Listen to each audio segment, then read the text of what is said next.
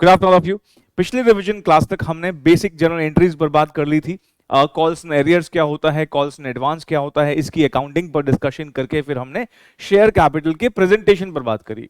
और फिर उसके बाद हमने एक important concept pro rata allotment, इस पर कुछ डिस्कशन करके कई सारे एग्जाम एमसीक्यूज भी देखे। तो बिना देरी के हम इस चैप्टर के अगले कॉन्सेप्ट की तरफ बढ़ते हैं। तो चलिए आइए देखते हैं नेक्स्ट कॉन्सेप्ट हमारा क्या है। इस चैप्टर का सबसे ज्यादा इंपॉर्टेंट कॉन्सेप्ट अगर कोई है तो वो यही है, फॉरफीचर ऑफ शेयर्स। और फॉरफीचर के साथ साथ चलता है री इशू। मतलब फॉरफीचर और री इशू, अगर मैं ये दो कॉन्सेप्ट्स की बात करूं तो एग्जामिनर सबसे ज्यादा इन्हीं दो कॉन्सेप्ट से क्वेश्चन पूछता है। मान लीजिए हमारे वाले अटेम्प्ट में इस चैप्टर से 5 एमसीक्यू आ गए, तो चांसेस हैं कि 3 से 4 एमसीक्यू फॉरफीचर और री इशू से ही आपको मिलेंगे। इतना फेवरेट कॉन्सेप्ट है एग्जामिनर का। और अगर मैं हिस्ट्री भी देखूं तो ज्यादातर क्वेश्चन फॉरफीचर या फिर री इशू से ही आए हुए हैं। और इसलिए हम रिलेटिवली जितना वक्त हमने बाकी कॉन्सेप्ट को रिवाइज करने में दिया था, इसमें थोड़ा सा ज्यादा हम टाइम देंगे क्योंकि इंपॉर्टेंट कॉन्सेप्ट है। अच्छा, अब नाम ही आप देखिए, फोरफीचर। फोरफीचर का मतलब यह है कि हमने सामने वाले के शेयर्स को जब्त कर लिया है। अब जब्त करने की नौबत कब आएगी? बिजली का कनेक्शन बिजली वाले कब काट के जाएंगे? जब हम उनके ड्यूज को पे नहीं करेंगे। ब्रॉडबैंड हमने मान लो किसी से ले रखा है, वो ब्रॉडबैंड का कनेक्शन कब काट के जाएंगे? जब उनका हम बिल पे नहीं करेंगे। सेम बात यहां पर भी है। सामने वाले ने कनेक्शन तो ले लिया, सामने वाले ने हमारे शेयर्स में अप्लाई तो करवा लिया, लेकिन जब हम आगे की किस्तें मांग रहे हैं तो वो मना कर देता है। हमने हर तरीके से समझाने की कोशिश कर ली, भाई देख तेरे तू अगर पैसे नहीं देगा तो तेरे शेयर जब्त हो जाएंगे, फॉरफिट हो जाएंगे, उसके बाद जितना भी तेरा पैसा आ रखा है वो हमारा ही हो जाएगा और शेयर भी तेरे को नहीं मिलेगा। कह रहे जो करना कर लो। मतलब ये कि वो अब पैसे दे नहीं रहा। हमने नोटिस भेज लिया, रिमाइंडर वगैरह जो जो हो सकता था, कंपनीज एक्ट में जितनी भी पॉसिबिलिटीज थी हमने सारी फॉलो कर ली है, सारा प्रोसीजर फॉलो कर लिया है, लेकिन वो अब पैसे नहीं दे रहा। तो हमने कहा ठीक है, अब हम आपके शेयर फॉरफिट कर देते हैं। हमने जब ये टॉपिक का रिवीजन शुरू किया था तो मैंने आपको बताया था कि जब एक शेयर होल्डर हमारी कंपनी के शेयर में या फिर एक इन्वेस्टर हमारी कंपनी के शेयर्स में अप्लाई करता है तो वो हमें एक ऑफर दे रहा होता है, राइट। और हम उस ऑफर को एक्सेप्ट कर लेते तो हमारे बीच में एक कॉन्ट्रैक्ट हो जाता है, और कॉन्ट्रैक्ट से आती है राइट्स और ऑब्लिगेशंस। नहीं, शेयर होल्डर का राइट क्या है कि वो हमसे शेयर रिसीव करे, लेकिन उसका ऑब्लिगेशन भी तो है। ऑब्लिगेशन क्या है कि वो सारे पैसे पे करे। कंपनी का राइट क्या है? कंपनी का राइट है कि वो सारे पैसे रिसीव करे, और कंपनी का ऑब्लिगेशन क्या है कि वो बदले में शेयर दे दे। अब यहां पर शेयर होल्डर जो है वो अपनी ऑब्लिगेशन पूरी नहीं कर रहा। ऑब्लिगेशन क्या है उसकी? पैसे देना। ऑब्लिगेशन पूरी नहीं कर रहा तो कंपनी अपना राइट एक्सरसाइज कर लेगी। पैसे पूरे नहीं आएंगे तो हम कहेंगे ठीक है, अब तुम्हारा हम जो शेयर है वो क्या कर रहे हैं? जब्त कर रहे हैं। तो यहां पर हम बेसिकली कर क्या रहे हैं, जो शेयर हमने उसको अलॉट किए थे शेयर होल्डर को, वो हम करने जा रहे हैं अब कैंसिल। तो कैंसिलेशन ऑफ शेयर्स। क्यों कैंसिल कर रहे हैं? बिकॉज वो हमें पैसे नहीं दे रहा। एप्लीकेशन तो कभी भी एरियर्स में हो ही नहीं सकती। अगर एरियर में होगा तो क्या एरियर में होगा? या तो अलॉटमेंट का पैसा या फर्स्ट और फाइनल कॉल का पैसा, for non payment of allotment और कॉल मनी। अपना ये सब बातें कि फॉरफिचर की अकाउंटिंग ट्रीटमेंट कैसे होती है, ये ना एग्जाम्पल्स की मदद से मैं कुछ एमसीक्यूज आपको करवाऊंगा। शुरुआत के एमसीक्यूज जो हैं वो आपकी कॉन्सेप्चुअल बिल्डअप के लिए हैं, ठीक है। थोड़ा सा आपका रिफ्रेश हो जाएगा जहां से भी आपने क्लासेस ली होंगी। तो पहले हम थोड़े से वो एमसीक्यू करेंगे जो थोड़ा सा कॉन्सेप्ट बिल्डअप करेंगे, फिर हम अपने एग्जाम एमसीक्यू जितने भी हैं इस टॉपिक से रिलेटेड वो हम डिस्कस कर लेंगे, ठीक है। पहले हम फोकस करेंगे फॉरफिचर पर, और फॉरफिचर की बात होते ही हम पहुंचेंगे फिर री इशू के ऊपर। तो चलिए आइए पहला एमसीक्यू देखते हैं जिससे हमारा कॉन्सेप्ट बिल्डअप होगा। देखो, जैसे मैंने कहा कि शुरुआत के जो क्वेश्चंस हम करेंगे वो आपके कॉन्सेप्चुअल रिवीजन के लिए होंगे, कि जो भी आपने जहां से भी आपने कॉन्सेप्ट पढ़ा होगा तो वो रिफ्रेश हो जाएंगे आपके, ठीक है। क्वेश्चन नंबर 47 तक हमारे हो गए थे, 48 से हमको आगे बढ़ना है। क्वेश्चन नंबर 48 की तरफ हम देखते हैं तो हमें कहता है भाई मिस्टर एक्स कोई है जिसके पास एक शेयर है, एक शेयर है, ध्यान रखना। He paid application of 3 and allotment of 2 rupees. His share was forfeited. उसका एक ही शेयर था, वो हमने फॉरफिट कर दिया। क्यों फॉरफिट कर दिया? क्योंकि उसने हमको नहीं दिया non payment of first and final call of 3 and 2। देखा जाए तो उसने 5 रुपए दिए हैं और 5 रुपए नहीं दिए, और क्योंकि 5 रुपए नहीं दिए तो हमने उसके शेयर फॉरफिट कर दिए। क्या पूछा है उसने? ये बात की है। पहले मुझे ये बताइए, अगर मैं आपसे पूछूं कि बताइए इशू के टाइम पर क्या एंट्री की होगी हमने, फॉरफिचर की बात नहीं कर रहा मैं, कह रहा हूं ये मुझे बताइए इशू के टाइम पर हमने क्या जर्नल पास किया होगा।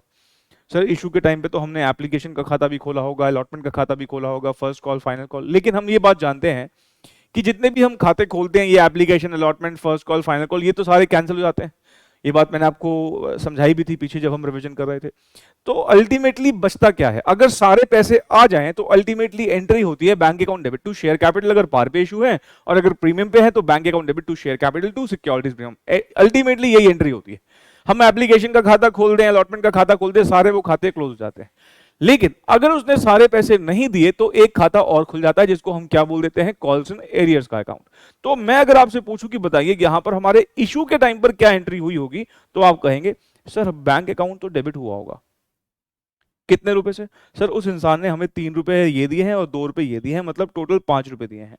तो 5 रुपए से हमारा बैंक डेबिट हुआ होगा। क्योंकि एक ही शेयर है तो मल्टीप्लाई करने की जरूरत नहीं। क्योंकि 5 रुपए नहीं दिए उसने, तो उसके लिए हमने एक खाता खोला होगा। उस खाते का नाम क्या है, कॉल्स एंड एरियर्स अकाउंट। हमने एक खाता खोला होगा, ये 3 रुपए और ये 2 रुपए नहीं दिए, तो हमने एक अकाउंट खोला होगा, कॉल्स एंड एरियर्स अकाउंट, और हमने शेयर कैपिटल को क्रेडिट किया होगा। आप ये बात जानते हैं कि शेयर कैपिटल हमेशा फेस वैल्यू से क्रेडिट डेबिट होती है।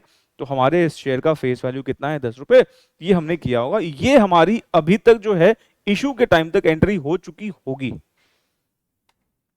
ये सिर्फ मैं आपके कॉन्सेप्चुअल अंडरस्टैंडिंग के लिए बता रहा हूं, मांगा नहीं है ये सब।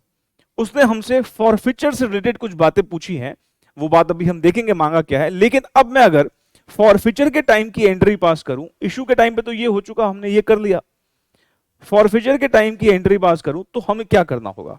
अब सबसे पहले ये देखिए, अगर मान लो फॉरफिचर नहीं हो रहा होता, वो अपने इस कॉल्स एंड एरियर के पैसों को हमें दे देता, ये 5 रुपए पेंडिंग, ये 5 रुपए की तो बात थी, दे देता, तो हम क्या एंट्री पास कर देते, bank account debit to calls and arrears account, और कॉल इन एरियर का खाता हो जाता बंद, और हमारे पास पूरे पैसे आ जाते, बात खत्म हो जाती। कॉल्स एंड एरियर का खाता बंद हो जाता है अगर पैसे रिसीव हो जाएं, और अगर पैसे रिसीव नहीं होते, कॉल्स एंड एरियर के खाते को बंद तो होना ही है, लेकिन वो फिर किस सिचुएशन बंद होगा, फॉरफिचर के टाइम पे बंद होगा। कॉल्स ने एरियर का मतलब क्या है, मेरी किताबों में डेबिट बैलेंस चल रहा है कि किसी से 5 रुपए लेने हैं, किसी से 5 रुपए लेने हैं। अब मैं कह रहा हूं भाई तेरा शेयर फॉरफिट कर रहा हूं, क्या फॉरफिट करने के बाद मैं इस शेयर होल्डर से 5 रुपए मांग पाऊंगा? नहीं मांग पाऊंगा। 5 रुपए दे ही रहा होता तो बात ही क्या थी। ये 5 रुपए नहीं दे रहा तो मैं चाहता हूं कि चलो ठीक है, सेटल करो, खत्म करो बात। हमने कहा ये शेयर तो अब हम जब्त कर रहे हैं, तेरे 5 रुपए जो आ चुके हैं ये भी तेरे को वापस नहीं करेंगे, ये भी हमारे पास ही रहेंगे, और तेरा ये जो कॉल इन एरियर का खाता है ये मैं अब क्लोज कर दूंगा। अब हम तेरे को चिट्ठियां नहीं, बहुत चिट्ठियां भेज ली, बहुत चिट्ठियां खेल लिया कि 5 रुपए दे दो, 5 रुपए दे दो जो तुम्हारे बचे हैं, अब तुम नहीं दे रहे, अब हम फर्दर कोई चिट्ठी नहीं भेजेंगे, एक फाइनल चिट्ठी भेजेंगे कि भाई देख अभी भी तेरे पास 14 डेज हैं, अगर पैसे देता है तो ठीक है, नहीं तो तेरे शेयर फॉरफिट कर देंगे। उसने 14 डेज के बाद भी हमें कोई जवाब दिया नहीं। हमने कहा ठीक है अब शेयर फॉरफिट कर देते हैं।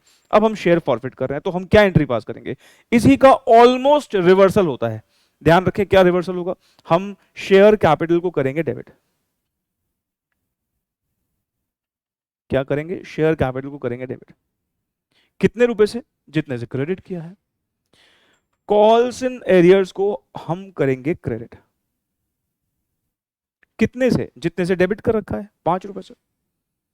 और यहां पर हमने पार्शियल रिवर्स एंट्री पास करी है, हम टू बैंक नहीं, टू बैंक करने का मतलब हो गया उसको पैसे वापस करें, उसको पैसे वापस नहीं करेंगे, पैसे हमारे पास ही रहेंगे। हम कहेंगे अच्छा ये जो 5 रुपए आ गए ना, हम इसको एक कैपिटल प्रॉफिट मानते हुए एक शेयर फॉरफिटेड अकाउंट में ट्रांसफर कर देंगे। ये एक कैपिटल प्रॉफिट नेचर का खाता है। इस 5 रुपए का क्या होता है, इस 5 रुपए का कुछ होगा, लेकिन वो री इशू के बाद होता है, पहले नहीं होता। अभी के लिए मान के चलो कि ये हमारा एक कैपिटल मुनाफा है। क्यों कैपिटल प्रॉफिट क्यों है, रेवेन्यू प्रॉफिट क्यों नहीं है? क्योंकि रेवेन्यू प्रॉफिट वो जो बार बार हो, हमारा फॉरफिचर करने का कोई बिजनेस थोड़ी है, नहीं, फॉरफिचर तो वन ऑफ इवेंट है, कभी कभी होता होगा, तो हमारा कोई बिजनेस नहीं है। तो हमने एक स्पेशल अकाउंट खोला, उसका नाम क्या रखा, शेयर फॉरफिटेड अकाउंट। अलग अलग ऑथर्स अलग अलग खाते से इसका नाम खोल देते हैं। कई लोग इसे शेयर फॉरफिचर अकाउंट भी बोल देते हैं, कई लोग फॉरफिटेड शेयर्स अकाउंट भी बोल देते हैं। एक ही बात है, जो भी खाता दिखे बात एक ही कर रहा है, ठीक है ना। हमने क्या किया, हमने बेसिकली जो इशू के टाइम पे किया था उसी का रिवर्सल पास किया है। लेकिन रिवर्सल पास करते वक्त हमने ध्यान रखा है कंप्लीट रिवर्सल नहीं, पैसे वापस नहीं करते हैं। जो पैसे आए थे वो हम कहां ट्रांसफर मार देते हैं, एक स्पेशल अकाउंट खोल देते हैं जिसका नाम क्या है, शेयर फॉरफिटेड अकाउंट। अब आपने स्कूल में जब ये एंट्रीज पास करी होंगी तो आपने याद कर रखा होगा कि जो पैसा नहीं आता वो कॉल्स एंड एरियर्स अकाउंट में चले जाता है, जो पैसा आता है वो शेयर फॉरफिटेड अकाउंट में चले जाता है। बिल्कुल सही याद किया था, कोई दिक्कत वाली बात नहीं है। लेकिन लॉजिकली समझिए कि क्यों ऐसा कर रहे थे। कॉल्स एंड एरियर्स अकाउंट में क्यों क्रेडिट किया जा रहा है, क्योंकि उसका अकाउंट पहले से ही खुला हुआ है। जब हमने पैसे मांगे थे उसने नहीं दिए थे तो हमने एक कॉल इन एरियर का अकाउंट डेबिट किया था, अब वो दे नहीं रहा, देता तो कॉल एंड एरियर का अकाउंट तब क्लोज होता, लेकिन वो दे नहीं रहा, तो हमने कहा ठीक है अब हम ये अकाउंट तो क्लोज करना ही है ना, क्योंकि अब हम उसे और चिट्ठियां नहीं भेजेंगे, मेरी किताबों से ये कॉल एंड एरियर का अकाउंट खत्म करो। हमने कहा ठीक है तेरे शेयर फॉरफिट कर रहे हैं, तो कॉल एंड एरियर का जितना अमाउंट डेबिट था उतना हमने क्रेडिट कर दिया, और जो पैसे आए थे उसको हमने एक अलग स्पेशल अकाउंट में ट्रांसफर कर दिया, जिसका नाम क्या है, शेयर फॉरफिटेड अकाउंट। अब देखो इस क्वेश्चन में सवाल क्या पूछा गया है, मैं फिर से कह रहा हूं कॉन्सेप्चुअल थोड़ा सा अंडरस्टैंडिंग आपकी मैं डेवलप करवा दूं, उसके बाद जो वो एमसीक्यू में मांगेगा हम उसी का जवाब देंगे। फिलहाल मैं जर्नल एंट्रीज भी पास करवा रहा हूं ताकि थोड़ा सा आपकी अंडरस्टैंडिंग डेवलप हो। आइए जरा देखें इसने मांगा क्या है। मांगा है हमसे calculate the amount to be credited to share forfeiture account. मैंने कहा ना शेयर फॉरफिटेड अकाउंट बोलो, शेयर फॉरफिचर अकाउंट बोलो, फॉरफिटेड शेयर अकाउंट बोलो, सारी एक ही बात है। तो इसका सही आंसर हो जाएगा C. C is the answer. Question number 49 की तरफ देखोगे ना तो 48 जैसा ही दिखेगा, एक छोटा सा डिफरेंस है और उसकी वजह से हमें एक नई चीज सीखने को मिलेगी। वो क्या, आइए जरा देखते हैं। Mister X hold 1 share, he paid application of ₹3 and allotment of ₹2। मतलब उसने हमें दिए तो 5 रुपए ही हैं, एप्लीकेशन दे दिया, अलॉटमेंट दे दिया। His share was forfeited for non payment of first call of ₹3।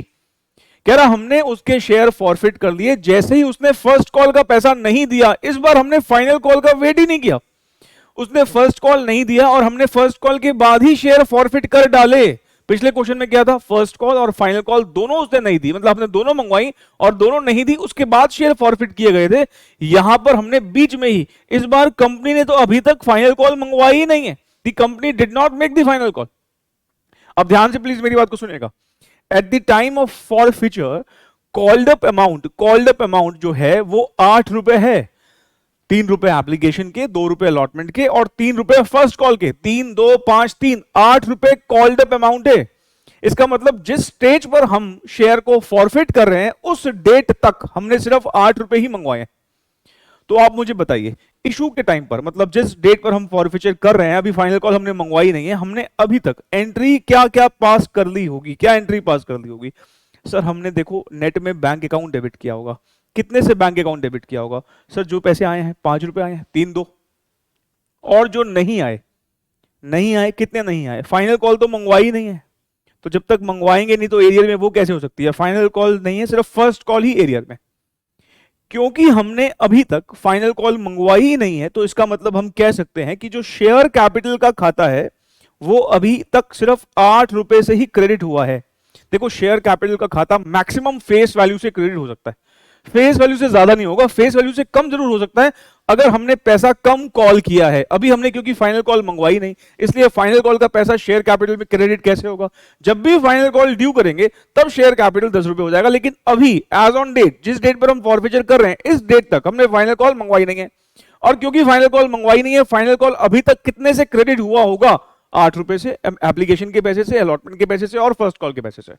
क्या इतना बात समझ में आती है? हाँ सर, ये किसकी एंट्री है? ये अभी इशू की एंट्री है। अभी तक हम ये कर चुके हैं, अब हमें क्या करना है? अब हमें फॉरफिचर के टाइम पे क्या एंट्री करनी होगी? हमने कहा फॉरफिचर के टाइम पर ऑलमोस्ट रिवर्स एंट्री है, लेकिन फुल रिवर्सल नहीं है, पार्शियल रिवर्सल है। क्या? पहले हम शेयर कैपिटल को तो डेबिट करेंगे। ठीक बात सर, शेयर कैपिटल को डेबिट कर दो 8 रुपए से। उसके बाद हम जो पैसा नहीं आया होता उसको हम कॉल्स एंड एरियर में लेके जाते हैं। बेसिकली लेके जाते हैं, कॉल्स एंड एरियर का खाता तो पहले से ही खुला हुआ होता है, उसको बंद कर रहे होते हैं, क्योंकि अब हम ना शेयर होल्डर के साथ सारे हिसाब किताब खत्म करना चाहते हैं। हमने बहुत चिट्ठियां खेल ली, अब हम कह रहे हैं भाई ठीक है, अब हम तुम्हारे शेयर जब्त कर रहे हैं, और जो हमने अपनी बैलेंस शीट में जो तुमसे पैसा लेना दिखा रखा है कॉल्स एरियर के थ्रू, वो खाता भी हम क्लोज कर रहे हैं, और ये दर्शाएगा कि अब आपसे हम कोई पैसा नहीं मांगे, क्योंकि अब आपके शेयर ही जब्त कर लिए हैं। जब शेयर ही जब्त कर लिया, जब आपने सामने वाले का बिजली का कनेक्शन ही काट दिया, तो क्या आप बिजली का बिल भेजोगे? नहीं भेजोगे ना। तो यही बात है, यहाँ पे फॉरफिचर का मतलब हमने बिजली का बिल, पूरा बिजली का कनेक्शन ही काट डाला, अब उसको चिट्ठियां किस बात की भेजेंगे? इसलिए हम उसका जो खाता है अपनी किताबों से बंद कर रहे हैं। ये 3 रुपए का खाता खुला हुआ था, बंद कर दिया, और जो 5 रुपए आ रखे थे उसको हम एक स्पेशल अकाउंट में ले जाते हैं जिसका नाम है share forfeited account. Share forfeited account कितने रुपए? 5 रुपए।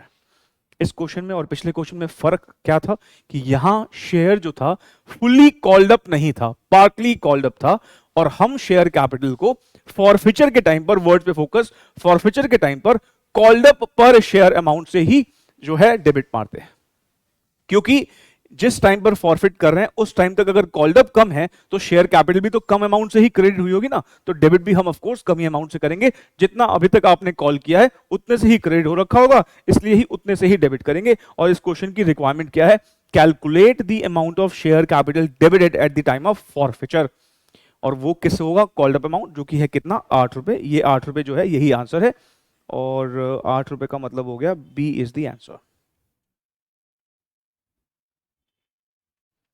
जानते हैं अभी जो हमने दो क्वेश्चंस किए ना, वो दो क्वेश्चंस थे जहां पर शेयर्स ओरिजिनली पार पे इशू हो रखे हैं, मतलब वहां पर सिक्योरिटीज प्रीमियम नहीं था।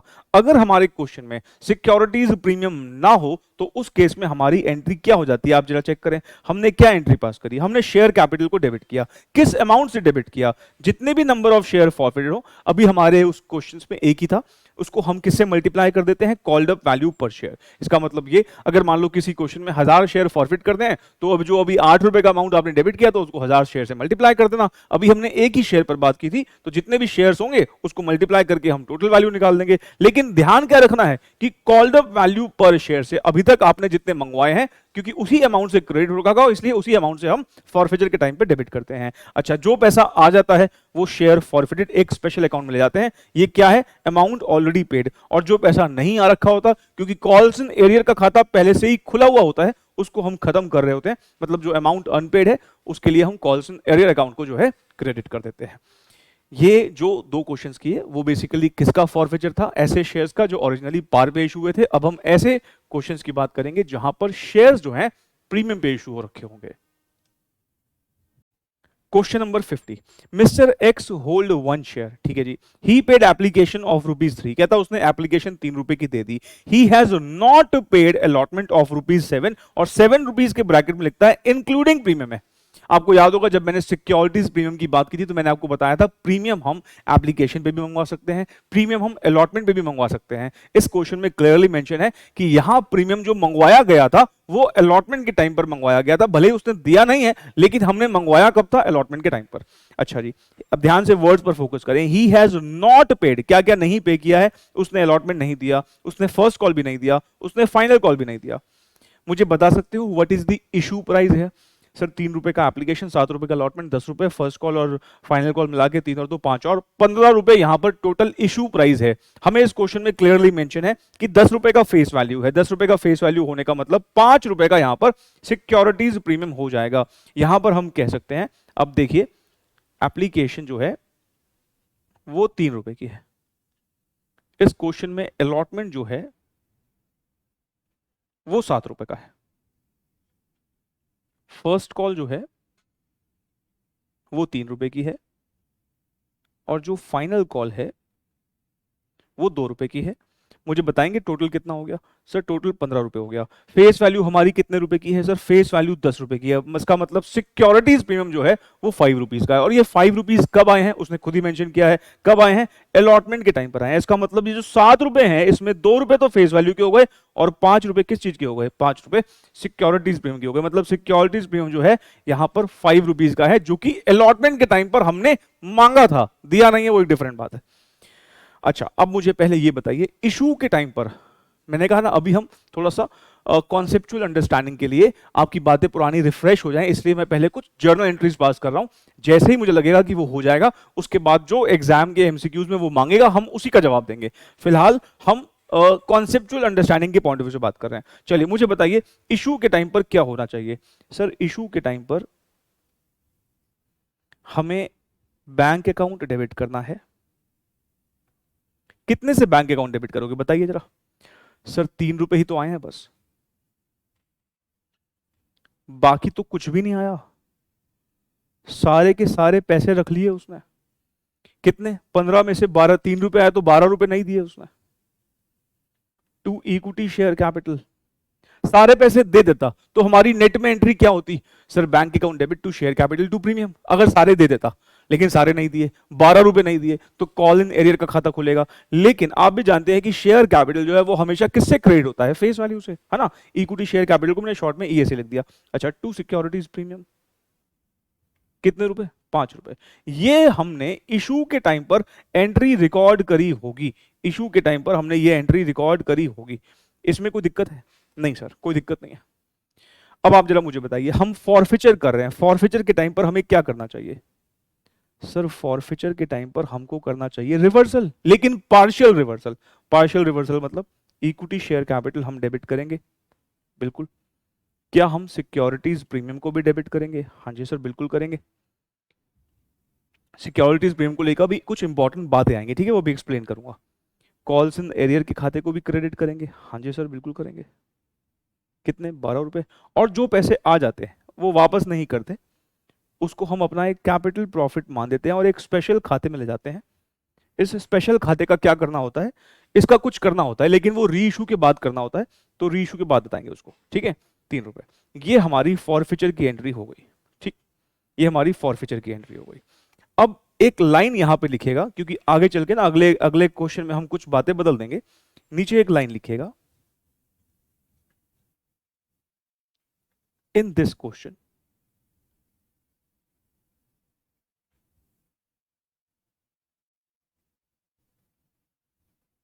securities premium was not received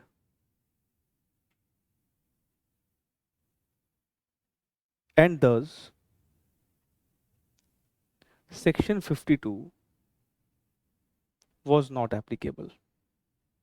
बस इतना लिख के आप भी फिलहाल छोड़ दीजिएगा। इसका सिग्निफिकेंस क्या है ये हम अगले क्वेश्चन में समझने की कोशिश करेंगे, ठीक है जी। पूछा क्या है इस क्वेश्चन में, उसका जवाब तो दे दें। इसने हमसे पूछा है calculate the amount to be credited in calls and arrears account at the time of forfeiture. कितना हमने कॉल्स एंड एरियर अकाउंट में क्रेडिट किया है? 12 रुपए क्रेडिट किया है। तो इसका सही आंसर हो जाएगा 12 रुपए। 12 रुपए का मतलब बी इज द आंसर।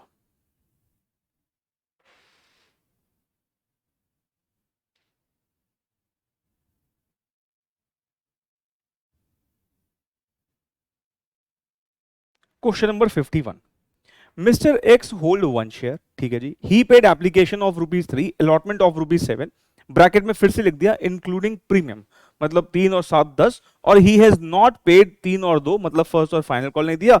अभी तक देखें इंफॉर्मेशन कुछ पिछले क्वेश्चन जैसी ही है। यहां पर भी इशू प्राइस 15 रुपए का है, फेस वैल्यू उसने खुद ही बता दी 10 रुपए की है। इसका मतलब सिक्योरिटीज प्रीमियम कितना रुपए है? यहां पर 5 रुपए ही है। इस क्वेश्चन में फर्क क्या है? यहां पर अलॉटमेंट दे दी है, अलॉटमेंट उसने दे दी है, उसने फर्स्ट और फाइनल कॉल नहीं दी है। मतलब यहां पर हम कह सकते हैं अलॉटमेंट देने का मतलब the share holder has paid securities premium, उसने सिक्योरिटीज प्रीमियम हमको दे दिया है। तो यहां पर आप एक बात लिखिएगा, इस क्वेश्चन में उसने हमको पे कर दिया है। क्या क्या पे कर दिया है? ही हैज पेड, इसने हमको एप्लीकेशन पे कर दिया है। कितने रुपए का एप्लीकेशन? 3 रुपए का। इसने हमको अलॉटमेंट भी पे कर दिया है।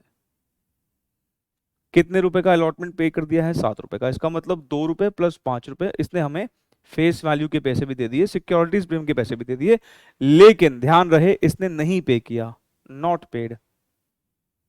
नॉट पेड क्या क्या नहीं पे किया? उसने हमको फर्स्ट कॉल नहीं पे करी। फर्स्ट कॉल कितने की पे नहीं करी? 3 रुपए की। उसने हमको फाइनल कॉल भी नहीं पे करी। फाइनल कॉल नहीं पे करी कितने की? 2 रुपए की। क्या यहां तक समझ में आता है? ये तो क्वेश्चन की इंफॉर्मेशन ही लिखी है मैंने, ठीक है ना। अच्छा, अब आप मुझे बताइए हम इशू के टाइम पर क्या एंट्री पास करके बैठे होंगे? सर हम इशू के टाइम पर हमने बैंक को डेबिट किया होगा जितने से पैसा आया होगा। बैंक हमारे पास कितना आया? तो 3 रुपए एप्लीकेशन के, 7 रुपए उसने हमें अलॉटमेंट के दे दिए, 10 रुपए उसने दे दिए हैं। और जो नहीं दिया होगा उसके लिए हमने खाता खोला होगा कॉल्स एंड एरियर्स का, ठीक है जी। कितने से खाता खोला होगा? 5 रुपए से, 3 रुपए और 2 रुपए। और हम इस बात को जानते हैं कि इक्विटी शेयर कैपिटल हमेशा फेस वैल्यू से क्रेडिट होता है और सिक्योरिटीज प्रीमियम जो है वो हमेशा प्रीमियम के अमाउंट से, मतलब 5 रुपए से क्रेडिट होता है। ये हमारी जो है ये इशू के टाइम की एंट्री है। इसमें तो कोई प्रॉब्लम नहीं होनी चाहिए आपको, नहीं। आइए जरा अब मुझे ना फॉरफिचर के टाइम की एंट्री बताइए। सर फॉरफिचर के टाइम पे अभी तो आप कह थे कि सर रिवर्स कर दो, लेकिन पार्शियल रिवर्सल कर दो, तो यहां पर भी कर दो, क्या प्रॉब्लम है? मैं ना अब कुछ गलत करने वाला हूं यहां पर, मैं अब एक गलत एंट्री रिकॉर्ड करूंगा और लॉजिकली बताऊंगा कि वो क्यों गलत है। अब आप लिखेंगे नहीं, अब सिर्फ सामने मेरी बातों को सुनेंगे और देखेंगे। यहां पर ध्यान से प्लीज, हमने कहा भाई हम ना रिवर्सल कर देते हैं, इक्विटी शेयर कैपिटल हम डेबिट कर देंगे 10 से। मैं कह रहा हूं कि सिक्योरिटीज प्रीमियम को भी आप डेबिट कर दो 5 से। मैं कुछ गलत कर रहा हूं इस एंट्री में, ध्यान से प्लीज बात को सुनेंगे, ठीक है ना। मैं कुछ गलत कर रहा हूं इस एंट्री में। टू कॉल्स इन एरियर्स 5 रुपए, टू शेयर फॉरफिटेड कितना, कितने रुपए आए हैं, 10 रुपए। ठीक, यहां तक हमने किया। अब इसमें क्या गलती है, इस एंट्री में क्या गलती है, ये हमें अब सीखना है और समझना है। पेन छोड़ के ध्यान से प्लीज मेरी बातों को सुनेंगे। अभी तक मैंने आपको बताया कि शेयर फॉरफिटेड का जो हम खाता खोलते हैं उसमें हम वो पैसा डालते हैं जो हमें मिला हुआ होता है, जो हमें मिल जाता है वो पैसा हम शेयर फॉरफिटेड अकाउंट में डाल देते हैं। इस क्वेश्चन की अगर हम बात करें तो उसने हमको ये दे दिए हैं, उसने हमको 3 रुपए एप्लीकेशन के दिए हैं, 7 रुपए अलॉटमेंट के दिए हैं, मतलब टोटल जो उसने हमको पे किए हैं वो उसने हमको 10 रुपए पे कर दिए हैं। बात समझ में आती है? हाँ सर। इस 10 रुपए के अंदर 5 रुपए सिक्योरिटीज प्रीमियम के हैं, ये रहे, और बाकी के 5 रुपए फेस वैल्यू के हैं, 3 रुपए ये वाले और 2 रुपए ये वाले, ऐसा ही है ना। फिर से बोलता हूं, इस क्वेश्चन में हमें जो भी मिस्टर एक्स है उसने 10 रुपए दिए हैं, और जो 10 रुपए दिए हैं उसमें 5 रुपए फेस वैल्यू के नाम के दिए हैं और 5 रुपए सिक्योरिटीज प्रीमियम के नाम के दिए हैं। क्या ये बात समझ में आती है? हाँ सर, बिल्कुल ऐसा ही है। तो आप अगर यहां शेयर फॉरफिटेड अकाउंट में 10 रुपए डालते हैं तो ये कौन से वाले 10 रुपए डाले आपने? सर जो मिले हैं, जो मिले हैं, इसका मतलब आपने इसके अंदर 5 रुपए फेस वैल्यू के डाले हैं और 5 रुपए सिक्योरिटीज प्रीमियम के भी डाले हैं। कहने का मतलब यह है कि ये वाले जो 5 रुपए हैं, ये वाले जो 5 रुपए हैं, ये इसके अंदर है। सब दिमाग घूम रहा है? नहीं घुमाओ दिमाग, बड़ा सिंपल सी बात कर रहा हूं। मैंने आपसे बोला कि हम शेयर फॉरफिटेड अकाउंट में वही लेके जाते हैं जो हमें रिसीव हुआ होता है। यहां पर क्या क्या दिया है उसने आपको? उसने एप्लीकेशन का पैसा दिया है, अलॉटमेंट का पैसा दिया है। एप्लीकेशन के 3 रुपए, अलॉटमेंट के 7 रुपए, इस 7 रुपए के अंदर 5 रुपए भी इंक्लूड है। इसका मतलब जो 10 रुपए टोटल दिए हैं, 5 रुपए उसने प्रीमियम के नाम के दिए हैं और 5 रुपए फेस वैल्यू के नाम के दिए हैं। तो मैं यही तो कह रहा हूं कि इस 10 रुपए के अंदर 5 रुपए की फेस वैल्यू है और 5 रुपए का सिक्योरिटीज प्रीमियम है। 5 रुपए की फेस वैल्यू है और 5 रुपए का सिक्योरिटीज प्रीमियम है। तो मैं अगर इस एंट्री में से सिक्योरिटीज प्रीमियम की एंट्री बाहर निकाल दूं तो आपको लगता नहीं कि आपने क्या किया है? आपने इस क्वेश्चन के अंदर सिक्योरिटीज प्रीमियम को ट्रांसफर किया है शेयर फॉरफिटेड अकाउंट में। कितने रुपए? 5 रुपए, 5 रुपए। अब अगर आपने मुझसे नहीं भी पढ़ा, जिन्होंने मुझसे पढ़ा है, रिडेम्पशन ऑफ प्रेफरेंस शेयर में चीख चीख के बताया था कि सेक्शन 52 के हिसाब से सिक्योरिटीज प्रीमियम के यही 6 यूजेस है। क्या उन यूजेस में से, और आपने जहां भी पढ़ रखा होगा, अगर आपने कहीं और से भी पढ़ा है तो आपने जहां भी पढ़ा होगा, अगर सिक्योरिटीज प्रीमियम का सेक्शन पढ़ा हो तो वहां आपको पता है कि सिक्योरिटीज प्रीमियम के लिमिटेड यूजेस हैं, और उन लिमिटेड यूजेस में से ऐसा कोई यूज वहां नहीं लिखा कि इसके बैलेंस को आप शेयर फॉरफिटेड अकाउंट में ट्रांसफर कर सकते हो।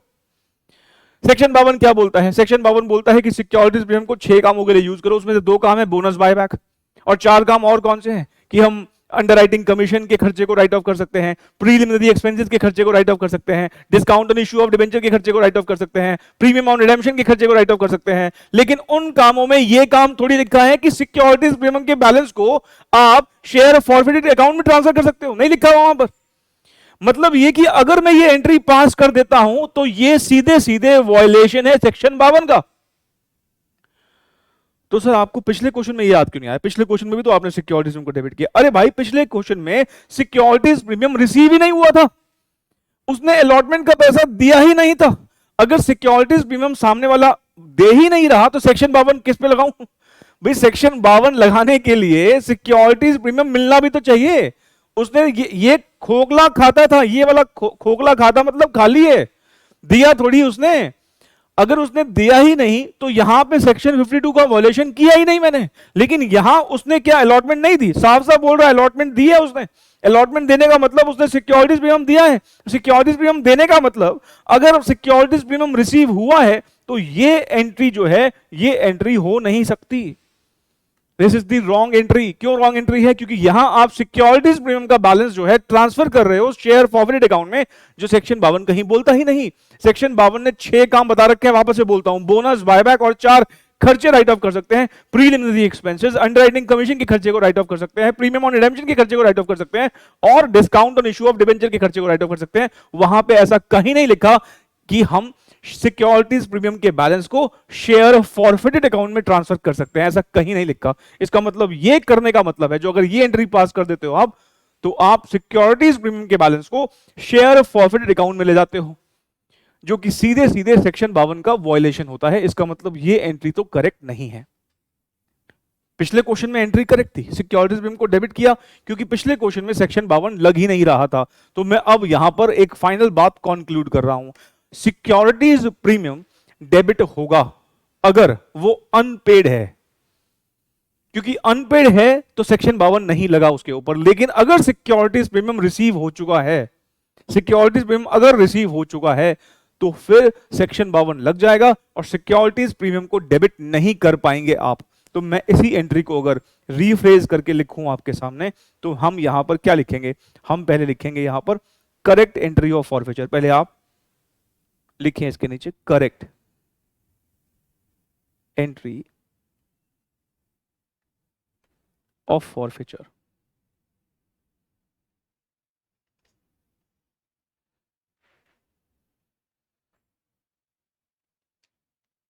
आप मुझे बताइए करेक्ट एंट्री ऑफ फॉरफीचर में क्या करने वाला हूं मैं।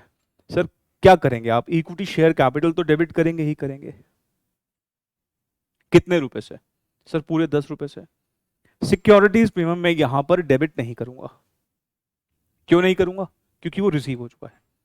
अच्छा, तो और कौन सा खाता? सर कॉल्स इन एरियर का खाता, to share forfeited account. Calls in arrear का खाता कितने से है? सर 5 रुपए से। अब शेयर फॉरवर्ड अकाउंट में आप या तो ये कह लो कि बैलेंसिंग फिगर लिख लो, 5 रुपए बैलेंसिंग फिगर ही है, या फिर सोचने का अब तरीका क्या होना चाहिए आपका कि अगर हमें सिक्योरिटीज प्रीमियम रिसीव हो जाता है तो वो शेयर फॉरफिटेड के खाते में नहीं जाएगा। मतलब ये शेयर फॉरफिचर के खाते में हम उतना ही अमाउंट लेके जाएंगे जो कि हमें रिसीव हुआ है टुवर्ड्स फेस वैल्यू। अब आप यहां सोचिए, आपको टोटल कितने रुपए मिले हैं? 10 रुपए। इस 10 रुपए में से क्या प्रीमियम है? हाँ है। कितना है? 5। उसको हटा दो। मतलब ये कि इस शेयर फॉरफिटेड के खाते में हम अमाउंट जो ट्रांसफर करते हैं वो कौन सा करते हैं? Amount received towards face value. तो यहां लिखिए आप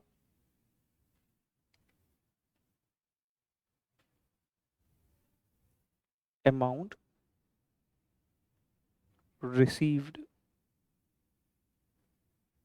टुवर्ड्स फेस वैल्यू। आप ऐसा भी कर सकते हैं कि 10 रुपए यहां लिख के इसको ऐसे काट दीजिए कि ये नहीं करना है। ठीक है, amount receive towards face value. हमें टोटल 10 रुपए मिले, लेकिन उसमें 5 रुपए सिक्योरिटीज प्रीमियम के मिले, तो वो हमने हटा दिए। और यहां पर एक ऐसे लाइन भी मेंशन कहीं पे लिख दीजिए, ये लाइन, इन दिस क्वेश्चन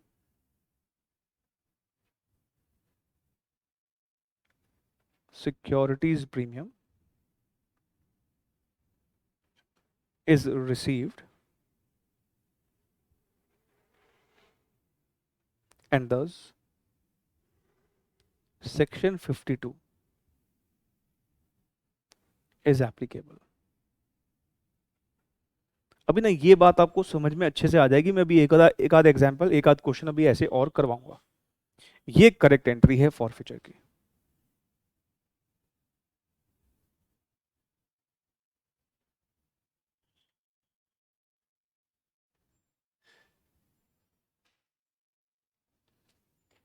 तो इस क्वेश्चन की रिक्वायरमेंट क्या है, एक बार वो भी चेक कर लेते हैं। आइए जरा। सर इस क्वेश्चन में पूछा था calculate amount of securities premium debited eight the time of forfeiture. क्योंकि हमें यहां सिक्योरिटीज प्रीमियम रिसीव हो चुका था, इसलिए हमने यहां सिक्योरिटीज प्रीमियम को डेबिट नहीं किया। इसका मतलब eight the time of forfeiture क्या हमने सिक्योरिटीज प्रीमियम डेबिट किया है? नहीं किया। तो क्या अमाउंट लिखें? नील, जीरो। सही आंसर क्या हो जाएगा? सी।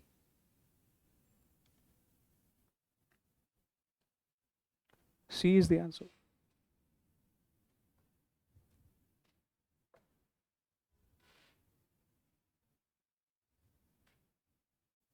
Question number 52, mister X hold 1 share, he paid application 3 allotment 5 including premium. कहता है उसने एप्लीकेशन दे दिया और अलॉटमेंट भी दे दी, और अलॉटमेंट के ब्रैकेट में लिखा है कि प्रीमियम भी है, इसका मतलब प्रीमियम रिसीव हो चुका है। और अगर प्रीमियम रिसीव हो गया है तो सिक्योरिटीज प्रीमियम इस बार डेबिट नहीं होगा। सिक्योरिटीज प्रीमियम डेबिट कब होगा? जब वो ना रिसीव हुआ हो, जब वो अनपेड हो। अनपेड होता है तो उस पे सेक्शन 52 नहीं लगता, लेकिन वो अगर पे हो जाता है तो उस पे सेक्शन 52 लग जाता है। इसलिए यहां पर क्योंकि प्रीमियम रिसीव हो चुका है, अब हम सिक्योरिटीज प्रीमियम को डेबिट नहीं करेंगे, क्योंकि यहां सिक्योरिटीज प्रीमियम को डेबिट करने का मतलब आप उसको शेयर फॉरफिटेड अकाउंट में लेके जा रहे हो, जो कि सेक्शन 52 कहीं पर बोलता ही नहीं है। ठीक है जी। ही हैज नॉट पेड, क्या नहीं पे किया है? उसने फर्स्ट कॉल नहीं पे किया है। और यहां पर भी आप देखें शेयर जो है पार्टली कॉल्ड अप है, यहां पर हमने अभी तक फाइनल कॉल मंगवाई ही नहीं है। The company did not make the final call, face value of share is ₹10। इसका मतलब हमने यहां पर भी जो है फर्स्ट कॉल के बाद ही जो है शेयर को फॉरफिट कर दिया है। अब आप मुझे पहले ये बताइए इस क्वेश्चन में what is application? Sir application जो है वो तो है ₹3 की। अच्छा, what is allotment? Sir allotment है ₹5 की। फर्स्ट कॉल ₹2 की। फाइनल कॉल भले ही मंगवाई नहीं है लेकिन है कितने की? सर फाइनल कॉल है ₹2 की। तो टोटल कितना हो गया? सर टोटल हो गया ₹12। अगर टोटल ₹12 है तो हमारा इस बार प्रीमियम कितना है? सिक्योरिटीज में हमारा है ₹2 का, है ना। ₹10 की फेस वैल्यू उसने खुद ही बताई है, 3 + 2। इसका मतलब हमारा सिक्योरिटीज प्रीमियम कितने रुपए है? सिक्योरिटीज प्रीमियम जो है वो ₹2 का है। अब ध्यान से प्लीज देखिएगा, ये दो पे हो चुकी हैं, ये दो किस्तें पे हो चुकी, और ये वाली जो किस्त है फर्स्ट कॉल वाली ये नहीं पे हुई है, नॉट पेड। अनपेड सिर्फ यही वाली है, और जो ये वाली है लास्ट वाली जो यहां पर इंस्टॉलमेंट है फाइनल कॉल की, ये हमने कॉल ही नहीं करी है, नॉट येट कॉल्ड, ये हमने कॉल ही नहीं करी है। ठीक है। अब आप मुझे बताइए इशू के टाइम पर हमने क्या एंट्री रिकॉर्ड करी होगी? सर हमने इशू के टाइम पर एंट्री जो पास करी होगी, हमने बैंक अकाउंट को डेबिट किया होगा। कितने से डेबिट किया होगा? सर बैंक अकाउंट को हमने डेबिट किया होगा ₹8 से, उसने 3 और 5 दे दिए। कॉल्स इन एरियर्स हमने डेबिट किया होगा ₹2 से, फर्स्ट कॉल जो नहीं दी है ना। To equity share capital, to securities premium.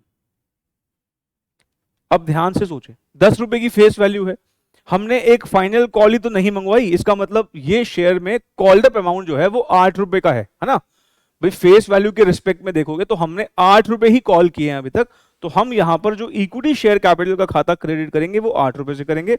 और प्रीमियम हमारा कितने रुपए का है? प्रीमियम हमारा ₹2 का है, ₹2 का सिक्योरिटीज प्रीमियम। अगर फाइनल कॉल भी मंगवा ली होती तो फिर भाई ये ₹10 से क्रेडिट हो जाता, क्योंकि ये फाइनल कॉल अभी मंगवाई नहीं है, तो जितने से मंगवाया है अभी तक अमाउंट इक्विटी शेयर कैपिटल, तो सिर्फ उतने से ही क्रेडिट होगा ना, तो यहाँ ₹8 से ही क्रेडिट होगा।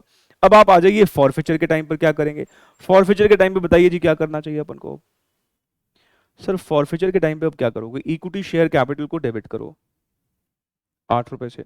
क्या सिक्योरिटीज प्रीमियम भी डेबिट मार दें? सिक्योरिटीज प्रीमियम डेबिट करने का मतलब है मार्क्स का बलिदान देना। नहीं भाई, ये डेबिट थोड़ी कर सकते। क्यों नहीं कर रहे डेबिट? क्योंकि रिसीव हो चुका है। जब सिक्योरिटीज प्रीमियम रिसीव हो जाए तो भूल जाओ उसे डेबिट करना, नहीं कर सकते डेबिट। अच्छा जी। 2 कॉल्स इन एरियर्स, कितना है call in arrear? ₹2। 2 share forfeited account, share forfeit account का खाते में आप बैलेंसिंग फिगर ₹6 लिख सकते हो, लेकिन मैं आपको कहूंगा कि नहीं, समझो कि कैसे आएगा ₹6। आपको क्या सोचना है? Amount received towards face value, जितना पैसा हमको फेस वैल्यू के अगेंस्ट मिलता है वो जाता है शेयर फॉरफिट अकाउंट में, या साफ साफ शब्दों में कहें सिक्योरिटीज प्रीमियम का पैसा शेयर फॉरफिटेड में नहीं जाता। जब सिक्योरिटीज प्रीमियम डेबिट ही नहीं कर रहे तो उसका पैसा जाएगा कैसे? आपने डेबिट सिर्फ क्या किया है? Only face value. तो शेयर फॉरवर्ड अकाउंट में क्या जाएगा? Amount receive towards face value. अब आप इस क्वेश्चन में देख लीजिए, हमें ये दो चीजें मिली हैं, हमें ये दो चीजें मिली हैं, 5 + 3 मतलब ₹8 मिले हैं। इस ₹8 में आपको ₹2 किसके नाम के मिले हैं? ₹2 हमें मिले हैं सिक्योरिटीज प्रीमियम के नाम के, जो कि हम नहीं लेके जाएंगे। इसका मतलब हम यहां पर क्या कहें? हम यहां पर ये कहेंगे ₹6 हम लिखेंगे पहले यहां पर, और ब्रैकेट में लिख देंगे 8 माइनस 2। 2 रुपए क्या है? सिक्योरिटीज पे टोटल 8 मिले हैं, 2 रुपए घटा दिए, और ये लिख भी लो, what is this? Amount received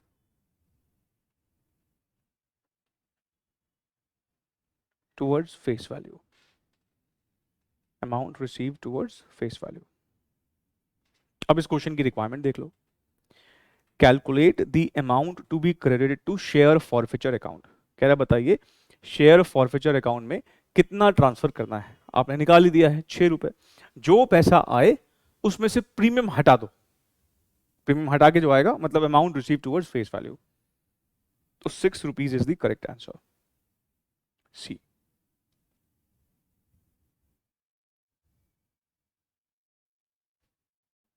question number 53। Mister A hold 100 shares.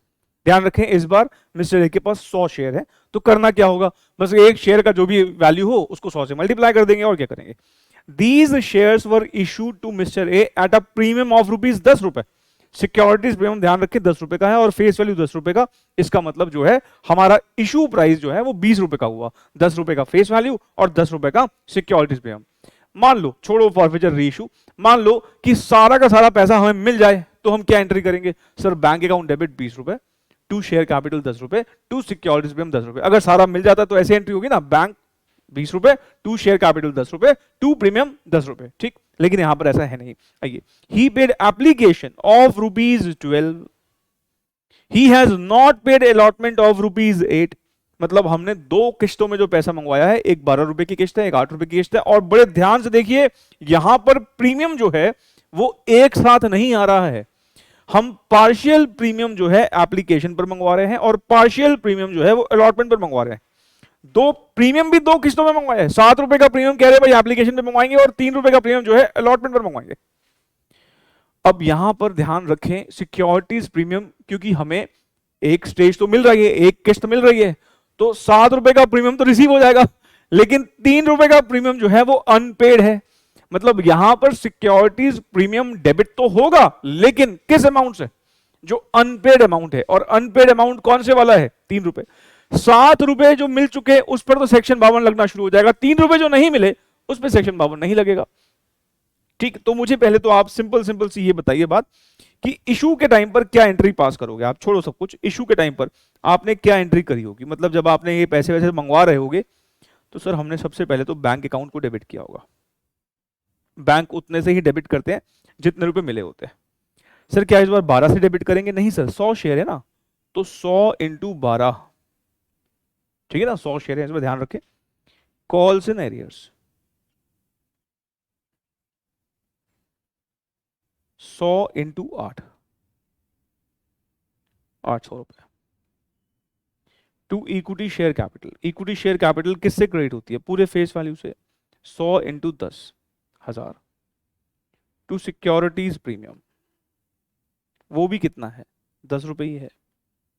Entry देखो मैच हो रही है क्या? हाँ सर बिल्कुल होगी, क्यों नहीं होगी। ये इशू के टाइम पर, ये फॉरफिचर की एंट्री नहीं है, ये इशू के टाइम पर हमने ऐसा किया होगा। अब हम बात कर लेते हैं फॉरफिचर की। अभी किसी को अगर थोड़ा भी कम समझ में आया हुआ है तो प्लीज पेन छोड़ के बात करें। इक्विटी शेयर कैपिटल हम डेबिट करेंगे, हाँ जी सर करेंगे। कितने से डेबिट करेंगे? जितने से क्रेडिट हुआ है, पूरे 1000 से। सिक्योरिटीज प्रीमियम इस बार क्या डेबिट होगा? बिल्कुल होगा, क्योंकि भले ही हमें मिला है लेकिन सारा थोड़ी मिला है। हम सिक्योरिटीज प्रीमियम डेबिट करते हैं कौन से वाला? जो अनपेड होता है, जो अनपेड होता है। इसका मतलब सिक्योरिटीज प्रीमियम डेबिट तो होगा। कितने अमाउंट से डेबिट होगा? अनपेड अमाउंट से। अनपेड अमाउंट कितना है? सर इसने हमें अलॉटमेंट नहीं दिया, अलॉटमेंट पर प्रीमियम का अमाउंट 3 रुपए का है। इसका मतलब 100 मल्टीप्लाइड बाय 3, 300 रुपए। 2 कॉल्स एंड एरियर्स 800 रुपए। 2 शेयर फॉरफिटेड। कभी भी दिक्कत आए कि शेयर फॉरफिटेड में कितना ट्रांसफर होना चाहिए, वैसे तो सीधी सीधी बैलेंसिंग फिगर है, 1300 में से 800 माइनस कर दो, 500 आ रहा है बैलेंसिंग फिगर। लेकिन कैलकुलेट करना हो तो बहुत सिंपल सा लॉजिक है। जो पैसा आपको मिला है टुवर्ड्स फेस वैल्यू, बस वो लिख दो। कभी भी दिक्कत आए तो टोटल जो मिला है उसमें से सिक्योरिटीज प्रीमियम को घटा दो। यहां पर टोटल हमको कितने रुपए मिले हैं? टोटल हमको 12 रुपए मिले हैं। क्या इस 12 रुपए के अंदर प्रीमियम भी है? हाँ है। कितने रुपए का है? 7 रुपए का। हटा दो तो कितना बचा? 5 रुपए। तो 5 रुपए ही कंसिडर करने हैं। इसका मतलब ये कि यहां पर हम लिखेंगे 100 इंटू 5, 500 रुपए। ठीक है जी। ये क्या है? Amount received towards face value.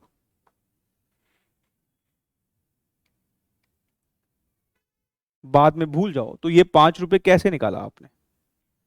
Sir total 12 मिले, 12 में से 7 घटा दिया। कौन सा घटा दिया? सिक्योरिटीज प्रीमियम का घटा दिया। ठीक है। क्वेश्चन की रिक्वायरमेंट पढ़ लो क्या है। सर इसने मांगा है how much amount is credit to share forfeited account. How much amount is, देखो अगर मैं ये एंट्रीज नहीं करवाऊं तो कुछ सेकंड्स का ही आंसर है, पर एक बार कॉन्सेप्ट बिल्डअप हो जाएगा ना फिर हर तरह का एमसीक्यू देख पाओगे आप। ठीक है, चलिए बताइए जी। कितना ट्रांसफर किया है? 500 रुपए। तो 500 रुपए इसका मतलब होगा हमारा सही आंसर बी।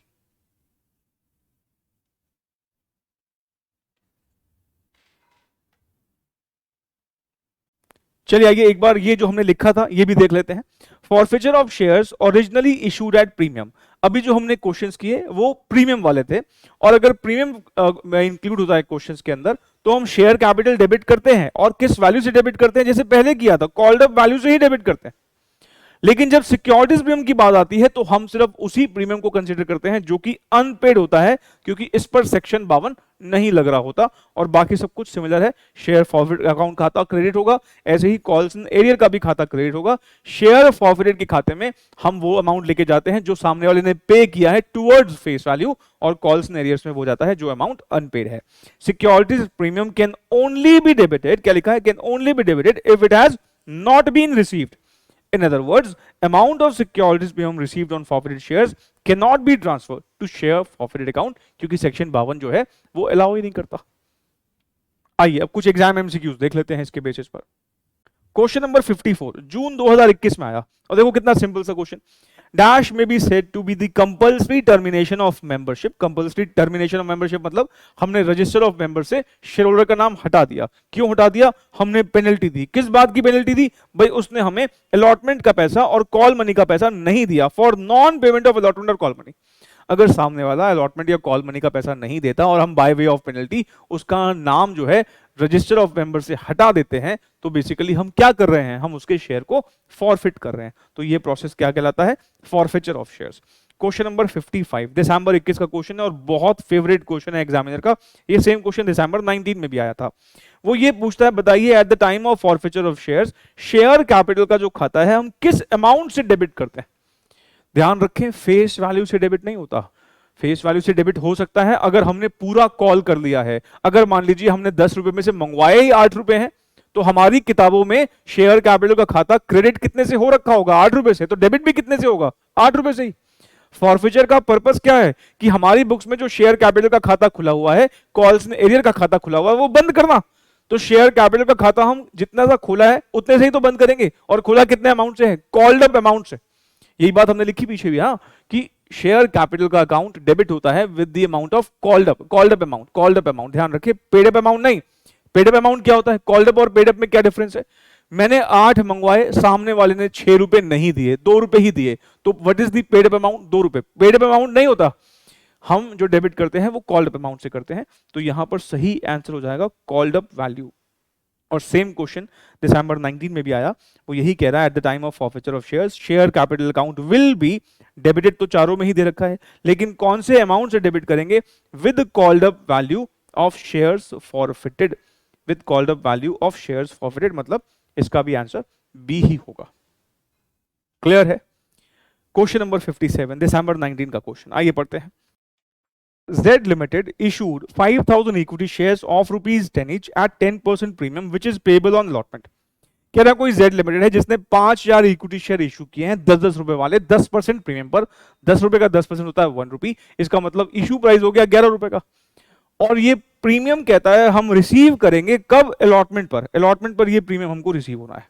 बता दिया उसने। Company received application money at the rate of ₹3 पर शेयर। एप्लीकेशन तो आपको पता है ना, वो तो किसी का भी एरियर में हो ही नहीं सकता, जो हमारे शेयर में अप्लाई ही नहीं करेगा उसको हम शेयर अलॉट ही क्यों करेंगे। तो एप्लीकेशन मनी तो सबका आता है, वो कभी भी एरियर में नहीं हो सकता। कह रहा लेकिन जो अलॉटमेंट का पैसा है ना, वो हमें रिसीव हुआ only on 4500 shares at the rate of ₹4 पर शेयर। इसका मतलब ये कि टोटल शेयर हमारे 5000 थे और अलॉटमेंट का पैसा मिला 4500 शेयर पर। 500 शेयर्स जो हैं उन पर अलॉटमेंट का पैसा नहीं आया। इसका मतलब 500 शेयर्स पर कॉल्स इन एरियर है, और जिस पर कॉल्स इन एरियर होती है उनको हम फॉरफिट कर सकते हैं। वही बात बोल रहा है, दी कंपनी फॉरफिटेड 500 शेयर्स। कह रहा है कंपनी ने फॉरफिट कर डाले 500 शेयर्स। क्यों? For non payment of allotment money. ये साफ साफ कह रहा है कि हमने फर्स्ट कॉल फाइनल कॉल का वेट ही नहीं किया, हमने अलॉटमेंट का पैसा मंगवाते ही फर्स्ट कॉल बिना मंगवाए हमने पहले ही शेयर फॉरफिट कर डाले। इसका मतलब इस डेट तक जो कॉल्ड अप वैल्यू है वो कितनी है बताइए जरा। एप्लीकेशन का पैसा है ₹3 और जो अलॉटमेंट का पैसा है वो है तो ₹4, लेकिन इसके अंदर प्रीमियम भी है। फेस वैल्यू का कितना है? फेस वैल्यू का इसके अंदर ₹3 ही है। तो मैं अगर आपसे ये पूछूं कि अभी फेस वैल्यू के अगेंस्ट हमने कितने रुपए क्रेडिट किए होंगे, हमने ₹3 एप्लीकेशन के क्रेडिट किए होंगे और ₹3 फेस वैल्यू के क्रेडिट किए होंगे। जब भी हम वर्ड बोलते हैं ना कॉल्ड अप वैल्यू, तो वो हमेशा फेस वैल्यू के रिस्पेक्ट में बात होती है। इस क्वेश्चन में what is the called up value? ₹6। भाई प्रीमियम को कॉल्ड अप वैल्यू में नहीं जोड़ते, क्योंकि जब हम बात करते हैं कि called up value, paid up value, तो वो एक शेयर के फेस वैल्यू के रिस्पेक्ट में बात हो रही होती है। तो कॉल्ड अप वैल्यू जब मैं बोलता हूं तो कॉल्ड अप वैल्यू आप यहां ₹7 नहीं बोल सकते, क्योंकि ₹7 के अंदर क्या इंक्लूड है? प्रीमियम इंक्लूड है। हम सिर्फ फेस वैल्यू के रिस्पेक्ट में बात करते हैं। हमने जब अभी पीछे लिखा शेयर कैपिटल को डेबिट कर दो कॉल्ड अप वैल्यू से, तो शेयर कैपिटल तो होता ही फेस वैल्यू से है ना। तो हम जब भी कॉल्ड अप वैल्यू की बात भी करेंगे तो सिर्फ फेस वैल्यू वाले अमाउंट की बात करेंगे। तो आप मुझे ये बताइए, अलॉटमेंट के टाइम तक फेस वैल्यू आपने कितनी डिमांड करी है? हमने फेस वैल्यू अभी तक ₹6 डिमांड करी है।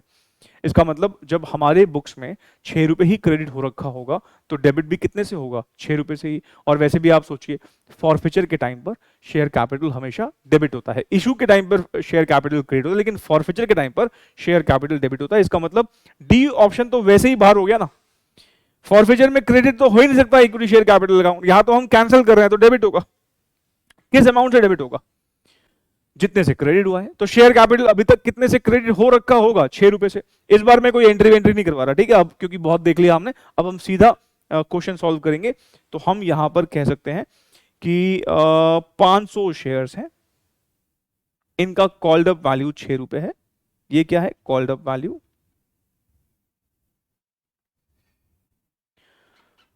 टोटल कितना हो गया? ₹3000। ठीक है जी। तो debited with ₹3000। C is the answer. चलिए अगला क्वेश्चन सॉल्व करवाने से पहले ना मुझे एक छोटा सा कॉन्सेप्चुअल आपको क्लैरिटी देनी है, उसके बाद मैं अगला क्वेश्चन करवाऊंगा। ध्यान से प्लीज सुनेगा। मान लीजिए हमने अलॉटमेंट का पैसा ड्यू किया 10,000 शेयर्स पर, ठीक है, और अलॉटमेंट का पैसा मान लीजिए ₹4 पर शेयर के हिसाब से ड्यू करना था, तो 40,000 हमने ड्यू कर दिया। एंट्री क्या हो जाएगी? Share allotment debit to share capital. इसमें कोई दिक्कत है? नहीं। लेकिन जब हमने पैसा रिसीव किया तो हमें रिसीव हुआ 9,000 शेयर पर ही, मतलब 1,000 शेयर पर हमें अलॉटमेंट का पैसा नहीं मिला। तो 9,000 शेयर पर जो मिला उसके लिए हमने 36,000 क्रेडिट डेबिट कर दिया, और जो नहीं मिला उसके लिए हमने एक खाता खोल दिया जिसको हमने क्या बोला? कॉल इन एरियर, और 40,000 रुपए हमने शेयर अलॉटमेंट में क्रेडिट कर दिए। ऐसा कुछ हुआ। आप अगर अभी नोटिस करें जितना मैंने अभी तक यहां पे लिखा है, हमारा शेयर अलॉटमेंट का जो खाता है वो क्लोज हो जाता है। शेयर अलॉटमेंट का खाता क्लोज हो गया, और जो पैसा नहीं आया होता उसके लिए हमने एक खाता खोल दिया जिसको हम क्या बोल देते हैं? Calls in arrear account. ठीक है ना? अच्छा, मान लीजिए ₹3 एप्लीकेशन के थे, ₹4 अलॉटमेंट के थे, ₹7 हो गए, और फाइनल कॉल भी मान लो ₹3 की ही थी। तो हम यहां पर भी क्या करेंगे? 10,000 इंटू 3, 30,000 रुपए से हम ड्यू कर देंगे। और मान लीजिए यहां पर फिर से उन 1,000 शेयर्स पर हमें पैसा नहीं आया, तो 9,000 पर आ गया, तो 9,000 इंटू 3 27,000 रुपए आ गए। और जो 1,000 पर नहीं आया उसके लिए हमने फिर से कॉल सेंटर का खाता खोल दिया, और यहां पर हमने ये एंट्री कर डाली। ये एंट्रीज आपको समझ में आती हैं? हाँ सर। मेरी किताबों में बताओगे कॉल इन एरियर का खाता कितने से खुला हुआ है? सर 4,000 से एक खुला हुआ है और 3,000 से एक खुला हुआ है। कॉल इन एरियर का खाता कितने से खुला हुआ है? 7,000 से खुला हुआ है। यहां तक मेरे को लगता नहीं कोई दिक्कत होनी चाहिए। 7,000 से जो ये कॉल्स इन एरियर का अकाउंट खुला हुआ है ये बंद हो जाएगा अगर या तो रिसीव हो जाए। अगर मान लो इस शेयर होल्डर की अंतरात्मा जागती है और कहता भी रखो ये 7,000 रुपए, तो हम एंट्री पास कर देंगे bank account debit to calls in arrear 7,000 रुपए, और हमारा कॉल इन एरियर का अकाउंट जो है वो क्लोज हो जाएगा, राइट। और दूसरी सूरत क्या है कि वो दे ही ना, तो हम इसके शेयर फॉरफिट कर डालेंगे। शेयर फॉरफिट करेंगे तो उस वक्त पर कॉल्स इन एरियर का खाता क्रेडिट होगा 7,000 रुपीज से, क्योंकि 7,000 से ही ये खाता खुला हुआ है। आती है बात समझ में? हाँ सर। अब आपने हो सकता है स्कूल में जब ये इशू ऑफ शेयर्स की अकाउंटिंग करी हो तो थोड़ा सा डिफरेंट तरीके से करी हो। वहां पता है आपने क्या किया होगा? वहां पर आपने, ये बात शायद मैंने पहले भी डिस्कस की थी, वहां आपने ये कॉल्स इन एरियर का खाता नहीं खोला होगा। ध्यान से प्लीज देखिएगा, पेन छोड़ दो प्लीज। ये कॉल इन एरियर का खाता नहीं खुलवाया गया होगा और आपको सिंपली कहा गया होगा क्यों इतना दिमाग लगाना, आपको कितना अलॉटमेंट का पैसा मिला है 36,000, तो बस आप एक एंट्री करो bank account debit to share allotment 36,000। आपको कॉल इन एरियर का खाता खोलने की जरूरत नहीं है। इससे होता पता है क्या है? इससे क्या हो रहा है, अगर मैं इतना अब ऑब्जर्व करूं तो मुझे दिखता है शेयर अलॉटमेंट डेबिट हुआ है 40 से, क्रेडिट हुआ है 36 से, मतलब शेयर अलॉटमेंट का खाता अभी पूरी तरीके से क्लोज नहीं हुआ, वो 4,000 से खुला हुआ है। हम जैसे कर रहे हैं उसमें 4,000 से कॉल्स इन एरियर का खाता खुला होता है, लेकिन स्कूल में जैसे किया था वहां पर 4,000 से शेयर अलॉटमेंट का खाता खुला हुआ होता था। इसमें देखोगे इस अप्रोच में क्या बदलाव है, यहां शेयर अलॉटमेंट का खाता खुला हुआ है 4,000 से। अच्छा, यहां पर भी अगर हम मान लो नहीं खोलते हैं कॉल इन एरिया का खाता, तो यहां पर हम क्या कहेंगे? आपको स्कूल में ऐसे ही कहा था, ड्यू करो और जितना रिसीव हो जाए उतने से क्रेडिट करो, कोई दिमाग मत लगाओ। मतलब bank to share final call कर लो आप, कितने रुपए से? 27,000 रुपए से।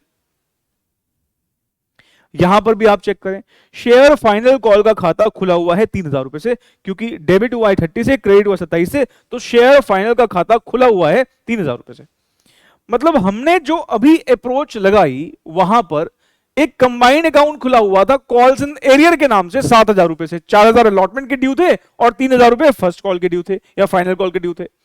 यहां पर दो खाते खुले हुए हैं, एक शेयर अलॉटमेंट का अकाउंट खुला हुआ है 4,000 से, 40 डेबिट 36 क्रेडिट, और एक 3,000 का खाता खुला हुआ है 30,000 डेबिट 27 क्रेडिट, मतलब शेयर फाइनल कॉल का 3,000 से एक अकाउंट खुला हुआ है।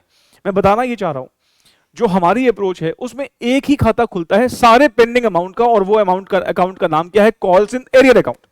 लेकिन जो स्कूल वाली अप्रोच थी वहां पर अलॉटमेंट का जितना पैसा पेंडिंग है उसके लिए अलॉटमेंट का अकाउंट खुला हुआ है, फर्स्ट कॉल का जितना अमाउंट पेंडिंग है उसके लिए फर्स्ट कॉल का अकाउंट खुला हुआ है। और मान लो ये पैसा मिल जाता है कभी आगे चल के, तो अब इस केस में क्या एंट्री करोगे? Bank account debit to share allotment 4,000, bank account debit to share final call 3,000, और 7,000 रुपए से ऐसे आपकी एंट्री हो जाएगी। और अगर फॉरफिट करोगे तब क्या करोगे? ध्यान रखें, इस बार फॉरफिचर के टाइम पर मैं कॉल इन एरियर का अकाउंट क्रेडिट नहीं करूंगा।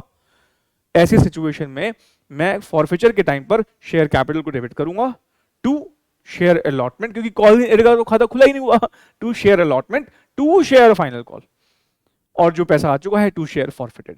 ऐसे होगा। मतलब जो स्कूल वाली अप्रोच थी वहां पर कॉल्स इन एरियर का अकाउंट खुलवाया ही नहीं जाता था, वहां पर जो इंस्टॉलमेंट पेंडिंग है उसी का ही खाता खुला रह जाता है जब तक वो रिसीव ना हो जाए या जब तक शेयर फॉरफिट ना हो जाए। अब इतनी बात को अगर आपने समझ लिया है, आइए अगला एग्जाम एमसीक्यू देख लेते हैं। क्वेश्चन नंबर 58, जून 2022 में ये क्वेश्चन आया, आइए जरा इसको रीड करते हैं। X applied for 200 shares of ₹10 each in ABC Limited, but he was allotted only 160 shares. मतलब ये प्रोराटा अलॉटमेंट का केस हुआ, उसने 200 शेयर अप्लाई किए लेकिन हमने उसको कितने शेयर इशू किए हैं? 160 शेयर इशू किया है। और प्रोराटा अलॉटमेंट अगर आपको याद हो, हमें जो एक्सेस एप्लीकेशन मनी मिलता है उस एक्सेस एप्लीकेशन मनी को हम रिफंड नहीं करते प्रोराटा वाली कैटेगरी को, हम वो पैसा जो एक्स्ट्रा आया होता है उसको अलॉटमेंट का पैसा मान लेते हैं। पता है ना आपको, डिस्कस तो किया था हमने। अच्छा, बोलता है after having paid ₹1 on application he did not पे द अलॉटमेंट मनी ऑफ ₹2 पर share and first call money of ₹3 पर शेयर। कह रहा है उसने एप्लीकेशन तो दे दिया लेकिन उसके बाद ₹2 का अलॉटमेंट नहीं दिया और फर्स्ट कॉल ₹3 का नहीं दिया, उसके शेयर हमने कर दिए फॉरफिट। अब हमसे पूछ क्या रहा है, what amount will be credited to share allotment account at the time of entry of forfeiture. अब आप कहोगे सर हमने तो इतने फॉरफिचर के क्वेश्चन पीछे देखे, वहां तो हमने कहीं पर भी शेयर अलॉटमेंट को तो क्रेडिट नहीं किया, हम वहां पर किसको क्रेडिट कर रहे थे? कॉल्स इन एरियर को। इसका मतलब इसने कॉल्स इन एरियर को क्रेडिट करने वाली अप्रोच नहीं फॉलो करी है। इसने कौन सी अप्रोच फॉलो करी है? वो वाली अप्रोच जिसमें वो कॉल्स इन एरियर का खाता नहीं खोलता। अब आप मुझे बताइए, फॉरफिचर के टाइम पर हम शेयर अलॉटमेंट का खाता जो है वो कितने से क्रेडिट करेंगे? जितने से शेयर अलॉटमेंट पेंडिंग है भाई, जितने से शेयर अलॉटमेंट पेंडिंग है उतने से हम क्रेडिट करेंगे। जैसे जो मैंने पीछे एग्जांपल लिया, 4,000 रुपए शेयर अलॉटमेंट का खाता खुला हुआ था, 3,000 रुपए शेयर फाइनल कॉल का खाता खुला हुआ था। तो फॉरफिचर के टाइम पे उस क्वेश्चन में आप शेयर अलॉटमेंट को कितने से क्रेडिट करोगे? 4,000 से। मतलब जितने से शेयर अलॉटमेंट का पैसा नहीं आया। यहां पर बेसिकली वो हमसे यही पूछ रहा है कि ये बता दीजिए शेयर अलॉटमेंट का कितना पैसा पेंडिंग है, बस यही पूछ रहा है वो आपसे। अब कई बच्चे ना बिना दिमाग लगाए पता क्या करेंगे, वो कहेंगे सर देखिए 160 शेयर्स हमने इसको दे रखे हैं, अलॉटमेंट का पैसा 2 रुपए का है, इसका मतलब जो शेयर अलॉटमेंट पेंडिंग होगा 160 इंटू 2 320 रुपए होगा, और 320 रुपए उनको ऑप्शन में मिल भी जाएगा तो वो खुशी खुशी बी टिक कर आएंगे। लेकिन ये करना गलत हो जाएगा। ये करना क्यों गलत हो जाएगा भाई? ये शेयर अलॉटमेंट तो ड्यू है। उसने जाने अनजाने, क्योंकि अप्लाई करते वक्त ज्यादा शेयर अप्लाई किए थे तो उसने कुछ एक्स्ट्रा पैसा दे दिया था, और वो जो एक्स्ट्रा पैसा है वो हमने अलॉटमेंट का पैसा मान लिया। इस करके अलॉटमेंट सारी पेंडिंग नहीं है यहां पर। पहले तो ये समझे कि वो हमसे मांग क्या रहा है। वो कह रहा है फॉरफिचर के टाइम पर शेयर अलॉटमेंट को कितने से क्रेडिट करेंगे? हम शेयर अलॉटमेंट को उतने से क्रेडिट करेंगे जितने से उसने शेयर अलॉटमेंट नहीं दी। अब उसने शेयर अलॉटमेंट पूरी पूरी अनपेड नहीं है यहां पर। क्यों यहां पूरी पूरी शेयर अलॉटमेंट अनपेड नहीं है? क्योंकि यहां प्रोराटा का केस है, और प्रोराटा का केस का मतलब उसने एप्लीकेशन पर कुछ एक्स्ट्रा पैसे दिए थे जो हमने अलॉटमेंट के मान लिए होंगे नहीं। और यहां आपको ऐसा नहीं है कि अप्लाइड दे रखा है और अलॉटेड निकालना है, अलॉटेड दे रखा है अप्लाइड निकालना है, दोनों उसने दे रखे हैं। साफ साफ पता लग रहा है 40 शेयर ज्यादा अप्लाई किए थे, इन 40 शेयर पर एप्लीकेशन का पैसा 1 रुपए के हिसाब से 40 रुपए आ गया होगा, और ये जो 40 रुपए एक्स्ट्रा आए थे इसको हमने अलॉटमेंट का पैसा मान लिया होगा। तो अलॉटमेंट का पैसा पूरा तो अनपेड नहीं है, 40 रुपए कम अनपेड है। तो उसको कैसे हमें प्रेजेंटेशन देनी है आइए जरा देख लेते हैं। सबसे पहले हम लिखेंगे यहां पर एक्सेस एप्लीकेशन मनी। कितनी आई होगी? 200 शेयर अप्लाई किए, 160 हमने अलॉट किए, और हर एक शेयर पर 1 रुपए की एप्लीकेशन है, 40 रुपए। ये हम कहां एडजस्ट करेंगे? To be adjusted at the time of allotment.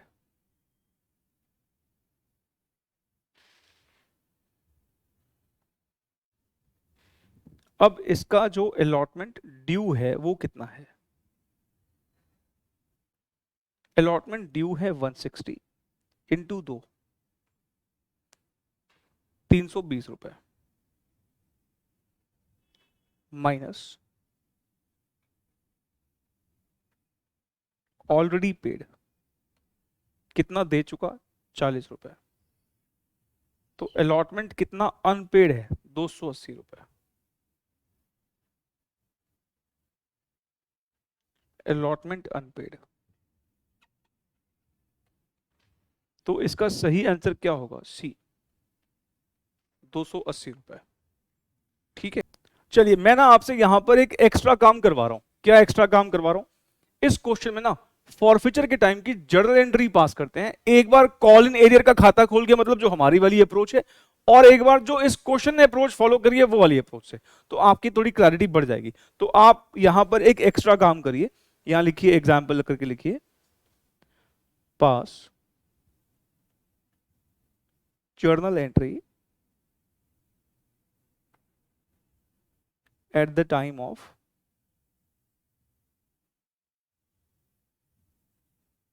Forfeiture. ठीक है, पहले हमारा वाला तरीका क्या होता है? हम इक्विटी शेयर कैपिटल को डेबिट करते हैं, ठीक। फिर हम कॉल्स इन एरियर वाले खाते को क्रेडिट करते हैं।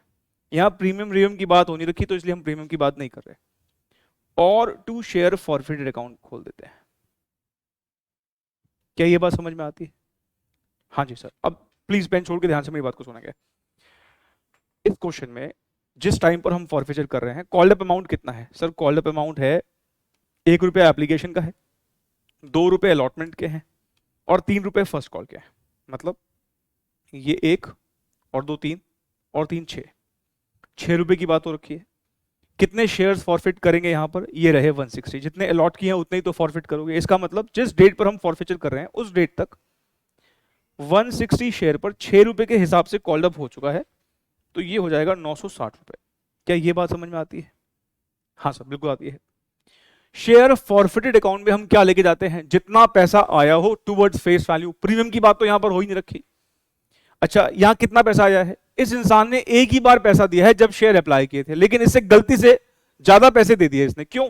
क्योंकि इसने 200 शेयर अप्लाई किए पर हमने उसको दिए 160 रुपए, तो इसने 40 शेयर पर एक्स्ट्रा एप्लीकेशन का पैसा दिया। या ये कहें इसने इन ऑल 200 रुपए ही तो दिए हैं, 200 इंटू 1। इसको अगर मैं ब्रेकअप करना चाहूं तो ब्रेकअप कैसे करोगे आप? इसका कहोगे सर 160 रुपए इंटू 1 तो एप्लीकेशन का पैसा है और 40 रुपए अलॉटमेंट का पैसा है। नहीं, ऐसे ही तो हुआ। अच्छा, इसने क्या नहीं दिया? सर वैसे तो हम बैलेंसिंग फिगर लिख सकते हैं 760 रुपए आएगा, लेकिन अगर कैलकुलेट करना हो इसने क्या नहीं दिया? सर एक तो इसने पूरी फर्स्ट कॉल नहीं दी, 160 इंटू 3 480 रुपए तो पूरे नहीं दिए। और अलॉटमेंट का पैसा इसने, ध्यान रखिए 320 नहीं 280 पेंडिंग है।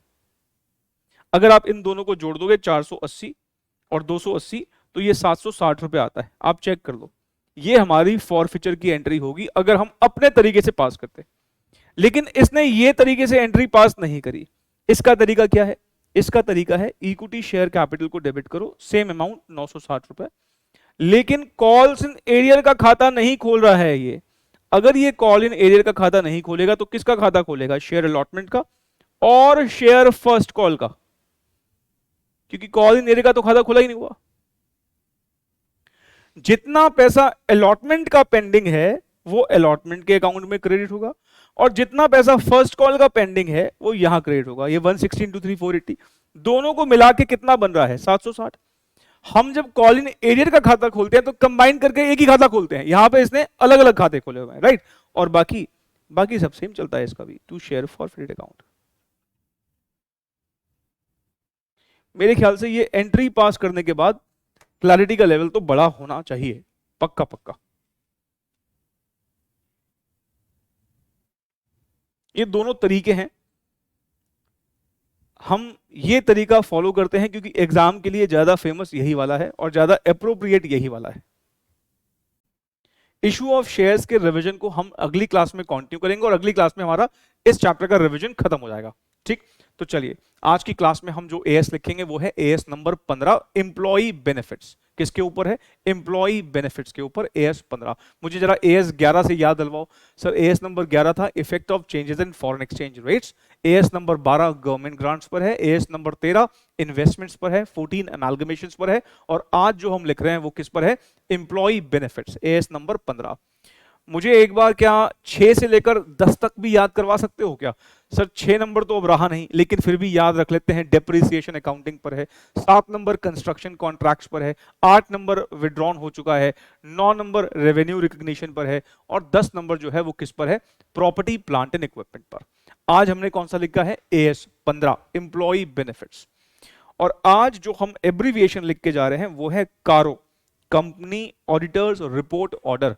कारो तो हमारे सिलेबस में एक स्पेसिफिक सेपरेट चैप्टर है, एग्जामिनेशन पॉइंट ऑफ व्यू से बहुत रिलेवेंट और इंपॉर्टेंट है। 2-3 एमसीक्यू आ जाते हैं। किसी को अगर कारो डिटेल में देखना हो तो हमने वो यूट्यूब पर अपलोड कर रखा है, 2 क्लासेस को मर्ज करके अपलोड कर रखा है। आप हमारे चैनल पर कारो की वो वीडियो है देख सकते हैं। इस वीडियो के डिस्क्रिप्शन में भी मैं उस कारो के वीडियो का जो लिंक है वो शेयर कर दूंगा, तो आप वहां से भी एक्सेस कर सकते हैं। तो नोट्स आपको उस वीडियो के डिस्क्रिप्शन में मिल जाएंगे जो हमने क्लास में रेफर किए होंगे।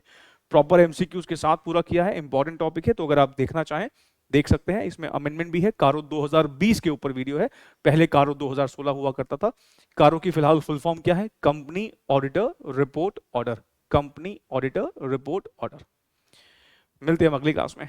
Thank you so very much, take care, bye.